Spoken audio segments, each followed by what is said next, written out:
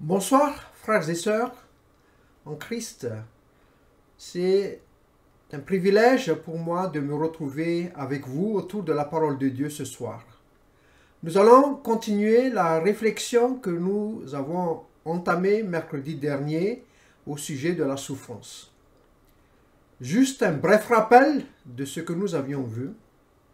Nous avions rappelé d'une part qu'il n'est pas juste de penser que la souffrance est la conséquence de péchés spécifiques que nous avions commis. Et d'autre part, que la souffrance a bien sa raison d'être dans le plan de Dieu pour notre vie à chacun en tant que croyant. Alors, si c'est indéniable que la souffrance a sa place dans la vie des croyants, dans le plan de Dieu, aujourd'hui, nous allons regarder dans la parole de Dieu quels bienfaits peuvent en résulter. Comment la souffrance peut-elle faire de nous des hommes et des femmes plus forts? Comment, à travers la souffrance, peut-on sortir grandi, devenir fort et non démoli et révolté contre Dieu? Comment devons-nous faire pour enrôler notre souffrance afin qu'elle travaille pour nous et non contre nous? C'est l'objet de notre réflexion ce soir. J'aime attirer votre attention que cela ne se fait pas du jour au lendemain. C'est un long processus. Et des exemples dans la parole de Dieu peuvent nous aider à dégager des principes pour qu'on puisse sortir, grandir, plus fort à travers la souffrance et non le contraire. Ainsi, ce soir, nous allons donner 5 raisons parmi tant d'autres dans la Bible. D'abord, considérer la souffrance comme un don de Dieu. Le premier point que nous allons développer. Considérer la souffrance comme un moyen que Dieu permet dans nos vies pour reconnaître notre besoin des autres. Troisième point, considérer la souffrance comme un moyen permis par Dieu pour pouvoir répondre aux besoins des autres. Quatrième point, considérer la souffrance comme un moyen pour mettre en œuvre la souveraineté de Dieu pour accomplir ses desseins dans nos vies. Et on terminera par le point numéro 5, où il faut considérer la souffrance comme un moyen que Dieu permet pour forger notre caractère. Sans tarder, nous allons aborder le premier point. Il faut accepter notre souffrance comme un don de Dieu. À ce sujet, parmi tant d'autres passages bibliques, j'aimerais juste vous rappeler 2, un dans l'Ancien Testament et un dans le Nouveau Testament, pour illustrer notre propos. Ici, concernant Job, il dit « Je suis sorti nu du sein de ma mère, et nu je retournerai dans le sein de la terre. L'Éternel l'a donné, et l'Éternel l'a ôté, que le nom de l'Éternel soit béni. » Et nous lisons verset 22, « En tout cela, Job ne pécha point, et n'attribuera rien d'injuste à Dieu. » Donc, maintenant, Job est atteint dans sa santé. Alors, sa femme lui suggère de maudire Dieu et de mourir. Sa femme lui dit, et nous lisons dans Job 2, verset 9, « Tu demeures ferme dans ton intégrité, maudis Dieu et meurs. » Et Job refuse de maudire Dieu et il dit à sa femme, dans le chapitre 2, verset 10, « Tu parles comme une femme insensée. Quoi? Nous recevons de Dieu le bien et nous ne recevrions pas aussi le mal. » Et en tout cela, Job ne pécha point par ses lèvres. Oui, Job a reconnu que c'est un don de Dieu, tout ce qu'il a, la vie, ses richesses, ses enfants, sa santé. Mais il permet à Dieu aussi de ôter. Et ça, c'est la clé du secret de Job, cette acceptation de la souffrance que Dieu permet dans sa vie. On peut aussi citer l'exemple de l'apôtre Paul dans 2 Corinthiens 12, 7. « Il m'a été mise une écharpe dans la chair, un ange de Satan pour me souffleter et m'empêcher de m'enorgueillir. 3 fois, j'ai prié le Seigneur de l'éloigner de moi. Il m'a dit, ma grâce te suffit, car ma puissance s'accomplit dans la faiblesse. » Je me glorifierai donc bien plus volontiers de mes faiblesses, afin que la puissance de Christ repose sur moi. Notez ici les étapes par lesquelles Paul est passé. D'abord, au début, c'est le refus de la souffrance. Il priait à 3 reprises que Dieu l'éloigne de lui, cette écharde.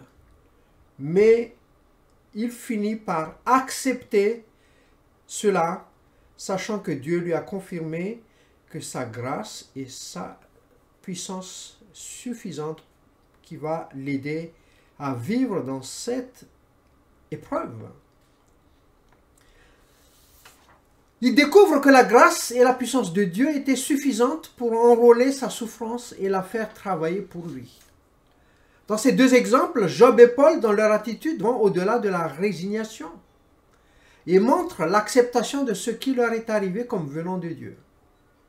Laissez-moi vous dire que l'acceptation n'est pas la résignation. Mais quelle différence y a-t-il entre la résignation et l'acceptation? Je trouve pertinent ce que disait un serviteur de Dieu à ce sujet. Et je cite, il dit « La résignation est une attitude passive qui avoisine le fatalisme, tandis que l'acceptation est une coopération active avec Dieu et cela inclut toujours la gratitude. » C'est vrai, il faut l'admettre, que parfois je ne peux pas être toujours capable d'être reconnaissant pour ce qui est arrivé, parlant de souffrance, les épreuves. Mais je peux être reconnaissant au sein même de ce qui est arrivé. Et ce à quoi que la parole de Dieu nous exhorte à faire. Éphésiens 5:20, en tout temps, dans la joie, je dirais comme dans la peine, à tout sujet, y compris la souffrance, rendez grâce à Dieu le Père au nom de notre Seigneur Jésus-Christ. Et aussi 1 Thessaloniciens 5:18, rendez grâce en toutes circonstances. Je peux rajouter entre parenthèses favorable ou non, car la raison, le petit car indique la raison, c'est la volonté de Dieu à votre égard dans le Christ Jésus. Oui, c'est une attitude de gratitude et d'acceptation qui enlève le poison de la souffrance et nous préserve de l'amertume et de la révolte contre Dieu. Et j'aimerais préciser bien que tout ceci est un acte de foi et cela doit venir du cœur. Un acte de foi, d'une confiance totale en Dieu qui gère les choses et qui a permis les choses dans nos vies. Et si nous ne sommes pas encore prêts à accepter ce que Dieu nous a donné, sachez que la puissance de Dieu et sa grâce sont les moyens que Dieu met à notre disposition pour nous rendre capables de le vouloir et vivre cela avec joie. Et c'est ainsi que vous pouvez servir les autres à travers votre souffrance en étant une bénédiction pour eux. Et permettez-moi de le dire humblement, ce qui s'est passé dans ma vie. Vous savez, à cause de notre fille qui est handicapée, autiste, au début de cette épreuve, durant 2 ans, j'étais dans le déni pour ma fille car je n'acceptais pas son handicap. Et le poison de l'amertume remplissait mon cœur. J'étais malheureux. Jusqu'au jour où j'ai décidé d'accepter son handicap et de céder mes armes de résistance et de demander pardon à mon Dieu. Je peux vous dire que depuis, je vis avec joie et reconnaissance au Seigneur pour la bénédiction qu'apporte notre fille dans notre vie de tous les jours. Quand on regarde les petits progrès dans l'autonomie, les petits SMS qu'elle nous envoie, la marche pour moi et le vélo pour elle, ce moment qu'on affectionne tant nous deux.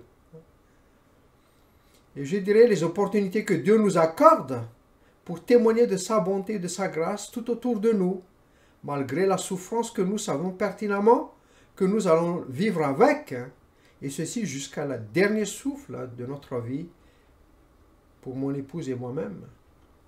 Oui, plus longtemps nous nous opposons à Dieu, plus nombreuses sont les occasions que nous manquons pour recevoir ses bénédictions et servir les autres. Je vous encourage d'accepter votre souffrance comme étant un don de Dieu pour votre bien. Ce qui nous amène à considérer maintenant la deuxième raison pour que la souffrance opère quelque chose de positif dans nos vies. Voir la souffrance comme un moyen pour reconnaître notre besoin des autres. Et un passage pour illustrer ce principe, 1 Corinthiens 12, versets 26 et 27, « Et si un membre souffre, tous les autres membres souffrent avec lui, avec lui. Si un membre est honoré, tous les membres se réjouissent avec lui.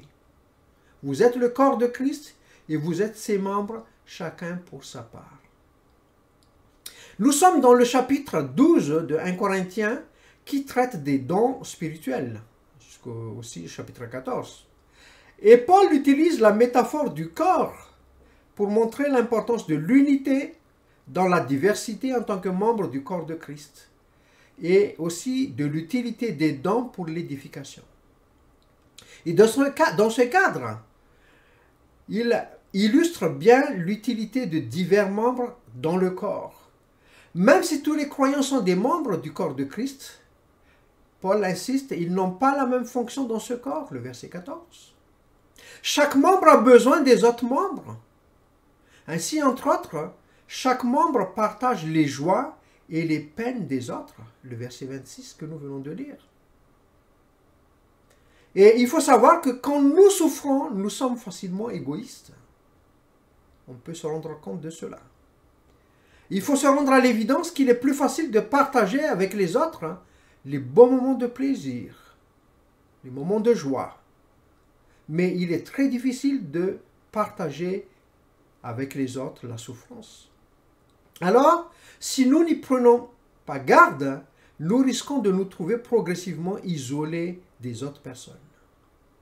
Nous pouvons, sans se rendre compte, être enfermés dans des murs du pitié de soi, du ressentiment, d'amertume, d'incrédulité. Alors, chers frères et sœurs, sachez qu'en période d'affliction, nous avons besoin des autres tout autant que les autres ont besoin de nous. Ne permettez pas à ce que la souffrance vous isole des autres, mais au contraire, saisissez-la comme un moyen pour vous rapprocher des autres. Oui, le commandement de la parole de Dieu est clair à ce sujet. Réjouissez-vous avec ceux qui se réjouissent, pleurez avec ceux qui pleurent, Romains 12, 15. Oui, Dieu désire cultiver dans le cœur de chaque chrétien cette manifestation de l'amour de Dieu qu'est la compassion pour nous. Et vous savez, le mot compatir, selon l'étymologie du mot, veut dire simplement souffrir avec. C'est ce que nous enseigne ce verset de Romains 12, 15. Réjouissez-vous avec ceux qui se réjouissent et pleurez avec ceux qui pleurent. Je dirais la première partie du commandement, réjouissez-vous avec ceux qui se réjouissent, est facile. C'est facile de partager les moments de joie agréables, suite à une réussite, des promotions, une naissance, mariage, beaucoup d'autres exemples. Et ceci avec les autres. Par contre, il est difficile, notamment donc pour ceux qui pleurent, de reconnaître le besoin des autres dans sa souffrance et d'accepter la manifestation de la compassion de la part de ses frères et sœurs. Mais c'est ce à quoi que Dieu nous exhorte à faire à travers sa parole.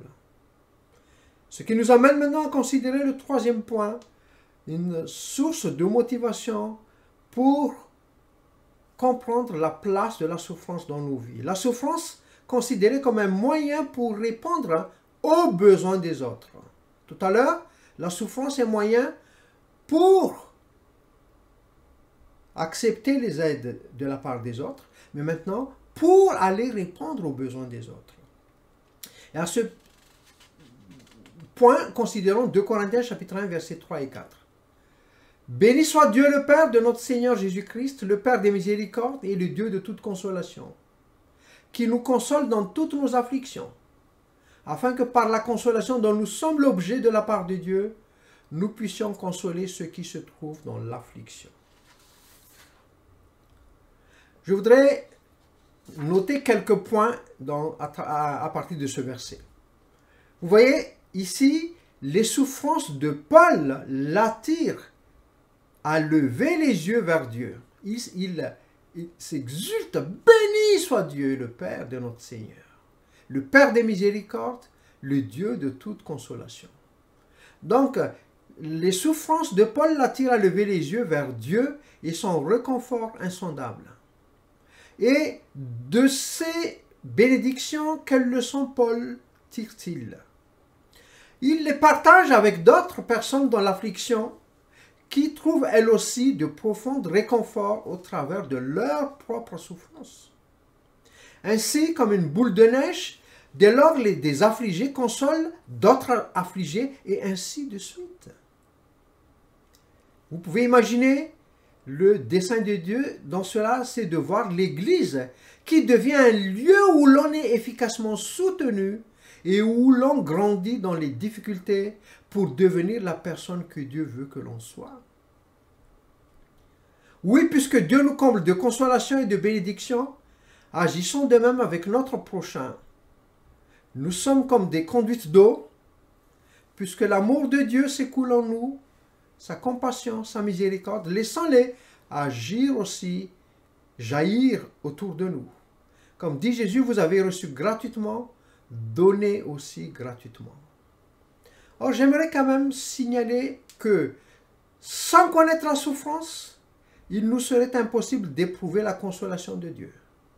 Donc, la souffrance est le passage obligé pour chacun d'entre nous si nous voulons être des consolateurs pour les autres. Donc, vous voyez combien Dieu se sert de la souffrance pour nous aider à nous ouvrir aux autres, au lieu de nous enfermer, nous apitoyer sur notre sort et nous-mêmes.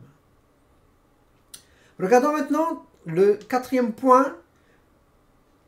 La souffrance aussi peut être vue comme un moyen pour mettre en œuvre, que Dieu permet pour mettre en œuvre sa souveraineté dans nos vies pour accomplir ses desseins. Et ce verset que nous connaissons bien, presque par cœur, nous savons du reste que toute chose concourt au bien de ceux qui aiment Dieu, de ceux qui sont appelés selon son dessein. Vous savez, ce verset est probablement le plus cité de la Bible dans les moments de douleur et de souffrance. Ce verset a souvent été mal interprété et peut-être mal utilisé. Cependant, la vérité qu'il contient peut être une grande source de consolation. Replacé dans son contexte, ce verset nous déclare avec puissance que Dieu est à l'œuvre, travaillant en faveur de ceux qui ont cru en son Fils, leur Sauveur. Et ce verset nous assure que si nous aimons Dieu, notre vie pourra servir à accomplir ses desseins. Mais on peut se demander comment peut-il faire concourir toute chose à notre bien ultime alors que la vie donne une telle impression de chaos, comme nous l'avons décrit la semaine dernière. J'aime bien vous partager ce que dit un serviteur de Dieu pour répondre à cette question. Il dit ceci: ce n'est pas en intervenant continuellement, ni en empêchant les événements de se produire, que Dieu démontre qu'il est souverain. Mais c'est plutôt en étant maître des circonstances, en l'emportant sur elles, en parlant des circonstances, de sorte que les tragédies elles-mêmes finissent par accomplir ses desseins. Et je dirais, on voit cette vérité partout dans la Bible. Juste ce soir, à titre d'exemple, 2 passages. Actes 26, chapitre 4, versets 26 à 28. Les rois de la terre se sont soulevés et les princes se sont ligués contre le Seigneur et contre son oint. En effet, contre ton serviteur Jésus que tu as oint, Hérode et Ponce Pilate se sont ligués dans cette ville avec les nations et avec les peuples d'Israël. Verset 28, souligné, pour faire tout ce que ta main et ton conseil avaient arrêté d'avance. Pour Satan, la mort de Christ sur la croix, c'est la défaite et la débâcle. Mais Satan ignore que c'est par la mort et la résurrection que Christ a vaincu Satan, celui qui détenait le pouvoir de la mort. Hébreux 2,14. Donc nous voyons ici la souveraineté de Dieu à l'œuvre, même derrière cet acte si odieux de crucifier le Fils de Dieu, l'homme juste, l'homme sans péché. Je ne peux pas obliger l'exemple aussi de rappeler celui de Joseph, qui illustre très bien la vérité que nous venons de parler juste à l'instant. Dieu, dans sa providence, permet et emploie la haine de ses frères. Genèse 37, 1 à 22, qui l'ont vendu comme esclave en Égypte, et les injustices humaines qu'il avait subies. Par exemple, Genèse 39, 13 à 18, où sa réputation a été ternie, il a perdu son travail, ses privilèges. Et tout ceci pour accomplir le plan de Dieu ou les desseins de Dieu dans la vie de Joseph. Il l'exprime si bien quand nous lisons Genèse 45, verset 8. Ce n'est donc pas vous qui m'avez envoyé ici, même si c'est frères qui l'ont vendu comme esclave aux Ismaélites. Mais il dit c'est Dieu. Il voit la main de Dieu derrière. Il m'a établi père de Pharaon, maître de toute sa maison et gouverneur de tout le pays d'Égypte. Ce sont eux qui l'ont vendu comme esclave, en parlant de ses frères, mais derrière cet acte, il y a la permission du Dieu souverain pour l'établir plus tard gouverneur de l'Égypte. Genèse 50, 20, il dit ceci. Vous avez médité de me faire du mal. Dieu l'a changé en bien pour accomplir ce qui arrive aujourd'hui, pour sauver la vie à un peuple nombreux. Oui, Dieu, par sa souveraineté, peut permettre le mal de suivre son cours, sans l'arrêter. Dans les deux exemples, comme nous venons de considérer, pour qu'il contribue à l'accomplissement de son dessein dans notre vie, à l'exemple de Joseph et de notre Seigneur, pour accomplir l'œuvre du salut à notre place, à cause de nos péchés, qui a brisé la relation avec Dieu. Qu'est-ce qu'il faut retenir?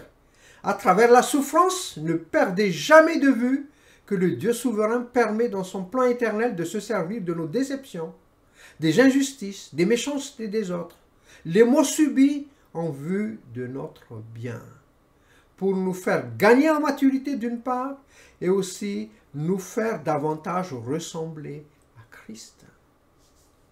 Considérons les derniers points où nous voyons un argument, une motivation pour considérer la souffrance permis par Dieu comme un moyen pour forger notre caractère.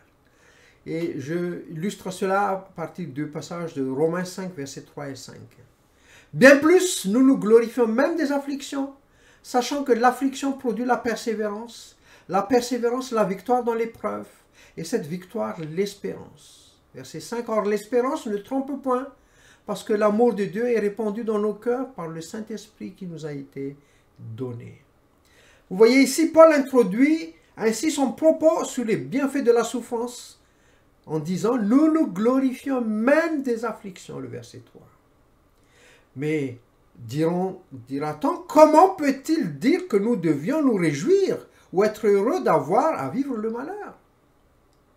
En fait, il ne nous dit absolument pas de célébrer les difficultés, mais au contraire, il nous invite plutôt à nous réjouir à cause de ce que Dieu peut faire et de ce qu'il fera pour nous et pour sa propre gloire par le moyen de nos épreuves à travers la souffrance.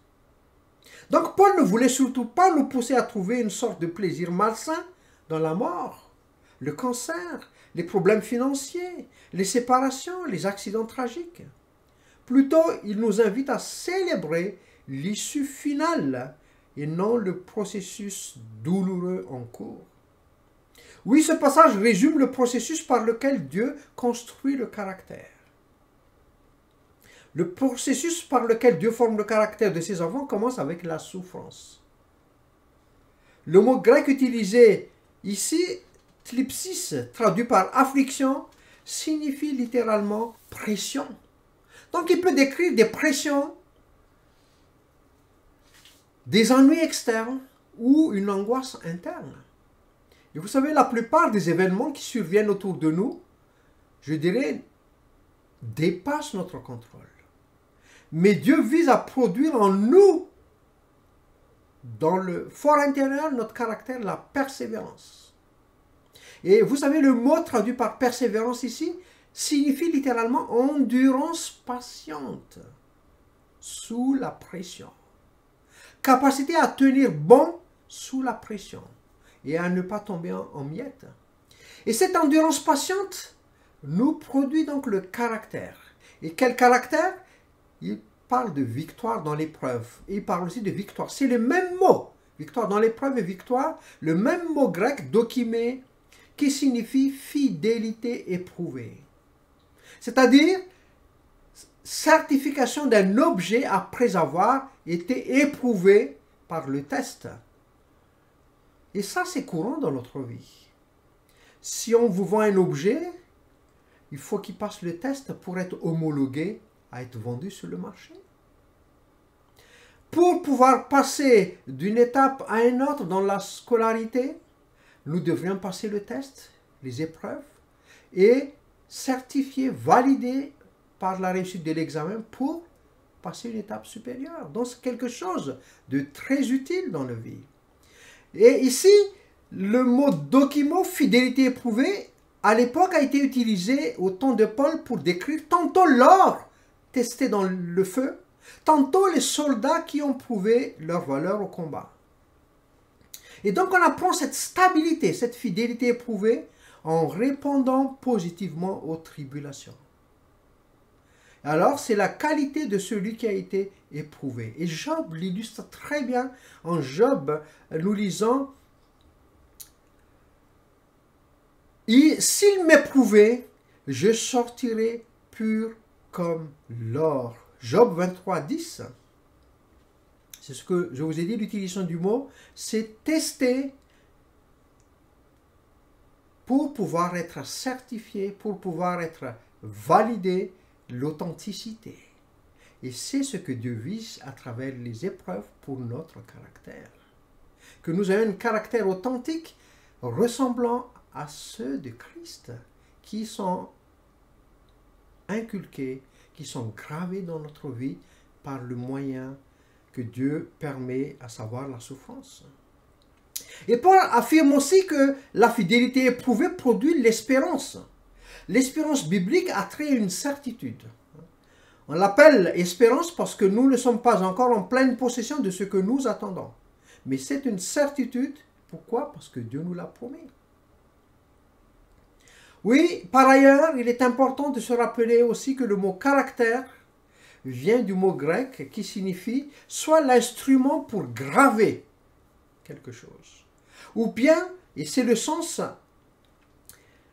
ici dans notre passage, c'est l'expression exacte ou l'image d'une personne ou d'une chose, ou une reproduction précise en tout point, un facsimilé si vous voulez. Donc le mot utilisé ici, on le trouve une seule fois dans le Nouveau Testament en parlant de Christ en Hébreux 1.3. Il est le reflet de sa gloire en parlant de Dieu, reflet de sa gloire et l'empreinte, voilà le mot caractère, l'empreinte de sa personne. Donc on peut dire que les épreuves de la vie peuvent être des outils dans la main de Dieu pour graver son image dans nos caractères. Qu'est-ce qu'il faut retenir? Dieu veut nous rendre parfaits. Dieu veut nous faire devenir semblables à l'image de son Fils. Parfait dans le sens que rien ne vienne à manquer, complet, pour être adapté au monde glorieux qui nous attend. Et pour cela, la souffrance est le moyen qu'il utilise pour graver le caractère de Christ en nous. Il est important de signaler que le processus qui sert à forger le caractère de Christ en nous n'est pas chose facile. Et Dieu commence ce processus par la souffrance, comme nous venons de le signaler. Je dirais la souffrance en elle-même ne suffit pas pour produire le caractère, mais en grande partie, elle est l'ingrédient indispensable qui contribue à la formation du caractère. Donc, à l'exemple du soleil, vous savez, le soleil qui peut faire fondre une glace, mais le soleil aussi peut faire durcir l'argile. De même que les afflictions peuvent épurer les uns, les façonner de manière positive, mais de même, elles peuvent détruire un homme ou une femme. Alors, par le biais de la souffrance, on peut être façonné dans le caractère si on fait face à la souffrance, non pas en la fuyant, non pas quand on le fuit, mais quand on la laisse agir en notre faveur et non contre nous. La souffrance nous contraint à examiner la tournure que prend notre vie. Nous pouvons choisir de nous lamenter en nous concentrant sur les difficultés du moment présent ou choisir d'espérer en considérant le plan à long terme que Dieu a pour nous.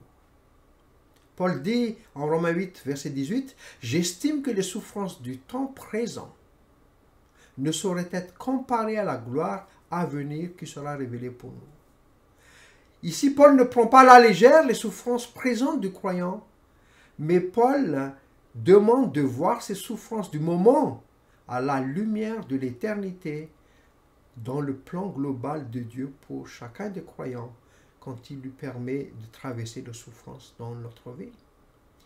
Je voudrais terminer cette étude ce soir en vous donnant un témoignage qui, tellement en la lisant, m'a fait du bien. Et ça venait d'un serviteur de Dieu quand il parle de ce processus de formation de nos caractères. Dieu veut modeler nos vies afin qu'elles ressemblent à Christ. Il dit ceci. Les sermons les plus magnifiques que j'ai jamais entendus ne provenaient pas du haut d'une chaire, mais du fond de lit de malade.